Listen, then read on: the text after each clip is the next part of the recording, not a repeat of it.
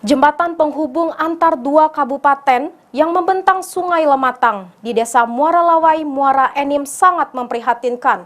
Atas kondisi ini, untuk sementara warga menambal lantai jembatan dengan papan seadanya. Seperti inilah kondisi jembatan gantung yang berada di Desa Muara Lawai, Kabupaten Muara Enim, yang kondisinya sangat memprihatinkan. Jembatan yang membentang di atas Sungai Lematang ini merupakan penghubung antara Desa Muara Lawai Lama, Kabupaten Muara Enim, dengan Desa Muara Lawai, Kabupaten Lahat, dan menjadi akses jalan terdekat antar desa yang selalu dimanfaatkan warga untuk mengangkut hasil sawah dan kebun. Setiap harinya ratusan warga melintas dan anak-anak pergi sekolah.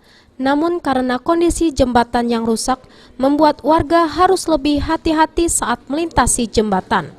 Kini, warga pun mencari swadaya melakukan perbaikan seadanya agar jembatan masih bisa dilalui. Oh, udah lama. Kira berapa tahun lah Pak kondisinya cak itu Pak? Lah 2-3 tahun ini.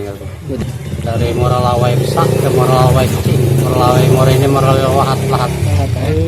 Wong tani, wong karyawan apa sekolah ini lewat ada yang jatuh. Sering motor jatuh sudah. Rusaknya jembatan ini sendiri sudah dirasakan warga sejak 1 tahun ini. Dengan kondisi ini, sudah sering warga yang melintas di jembatan tersebut jatuh ke Sungai Lematang. Dalam kondisinya sudah nggak bisa kan? Dari pemerintah belum ada perawatannya. Dia anaknya bergaya di seberang. Ya, takut anaknya jatuh. Jadi dia merawatnya. Diberikannya papa. Oleh karenanya, warga berharap kepada kedua pemerintah Kabupaten Muara Enim dan Kabupaten Lahat bisa membantu warga untuk memperbaiki fasilitas akses jalan penyeberangan Sungai Lematang ini.